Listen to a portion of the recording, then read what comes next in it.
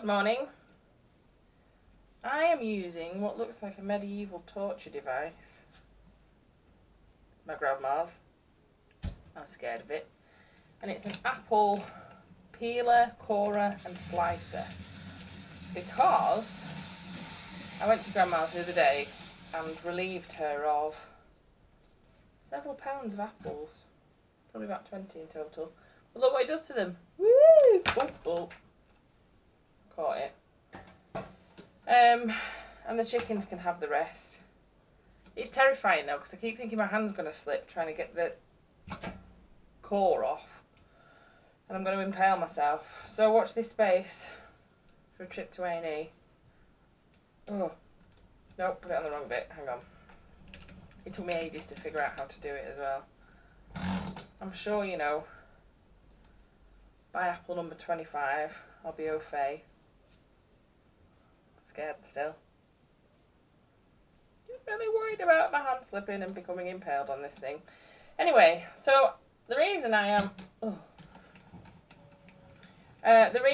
am peeling, coring and slicing 20 pounds of apples is to make some spiced apple chutney, which is one of my Christmas chutneys. Is that a spider? This is hell on earth. Oh, it's so sharp. It's terrifying. How the hell do you use this thing without dying of death? There we go. My sister and the kids left yesterday.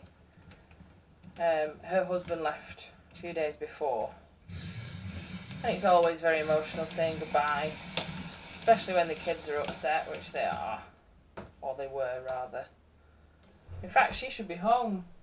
She should have landed by now in Kuala Lumpur. We're coming to the end of summer. The beginning of autumn.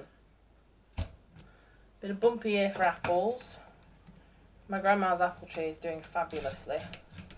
So, I've got chutney to make. It's August, so I need to start my Christmas cake. My dad's friend sent some, look at that, that's satisfying, isn't it? My dad's friend sent some blueberries and red currants from his allotment. So I need to jam or chutney those. And terrified of this machine. So I thought I'd bring you along with me. First up, spiced apple chutney. Oh, that looks important. The tiny rubber washer, probably off this peeler. But come with me, do some cooking.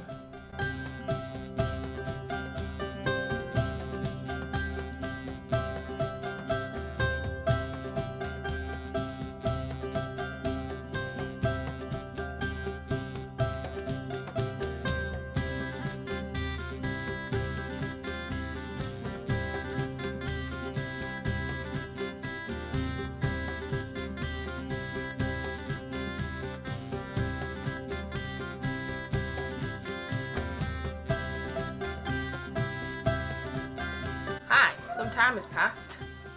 Let's get the light in front of me so you can see me. There's a big old pan here.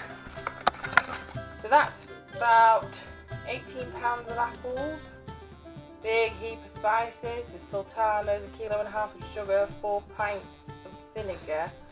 And now I just need to chop these onions. So what I think I'm going to do, top and tail and skin them, put them in the whizzer, whiz, put them in there. Well, I'll start that boiling now. It's going to take about 2 hours, I think, to reduce. So here we go. I don't know if I'm going to get anything else done today, because the other thing is I am out of ground mixed spice. So I have to make my own ground mixed spice in the whizzer. But that means now I have no paprika, very low on everybody else. So I don't know if I can make any more jam chutneys or even a Christmas cake. We'll see. It's nice. It smells amazing. It smells like Christmas. So let's whiz it up. You ready? Wow, look at that mountain of spice. Oh dear.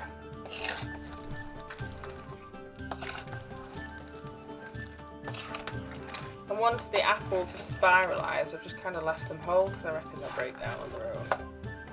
Won't they? Yeah. Poke all the spices in and all the fruit. This is an actual boatload of chutney.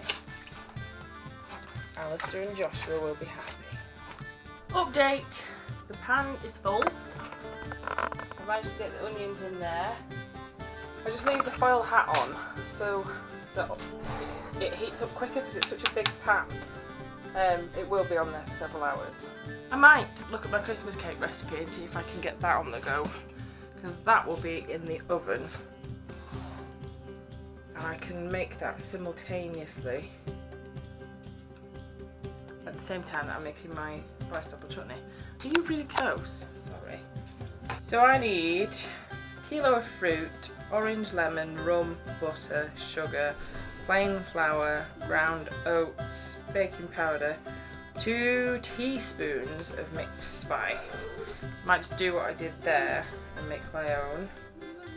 1 teaspoon of ground cinnamon, 1/4 teaspoon of ground cloves, 100 grams of pumpkin seeds, 4 large eggs, a teaspoon of vanilla extract.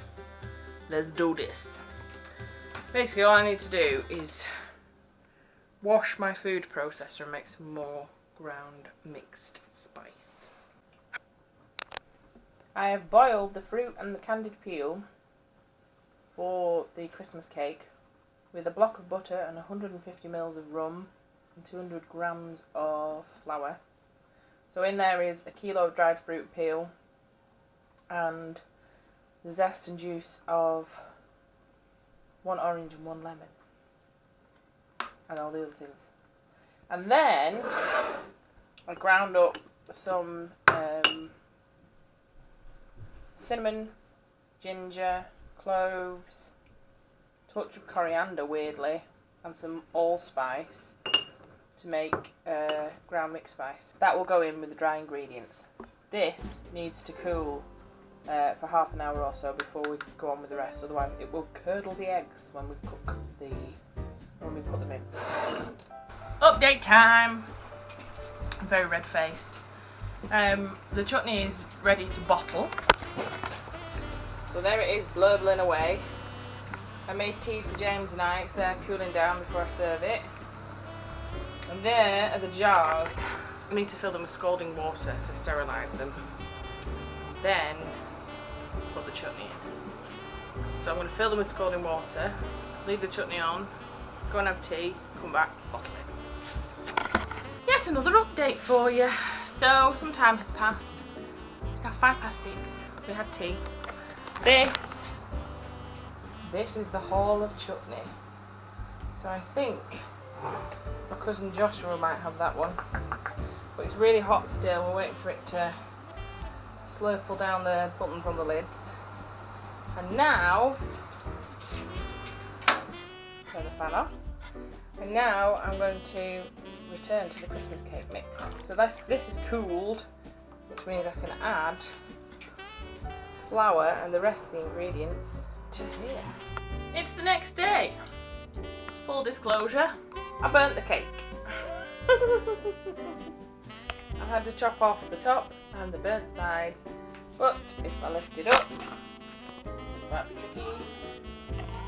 You can see the very burnt bottom.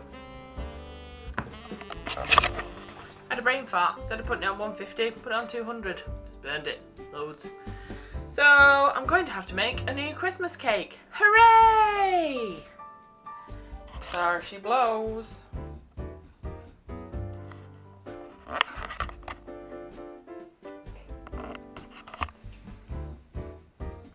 Tastes Christmassy. And a tiny bit burnt.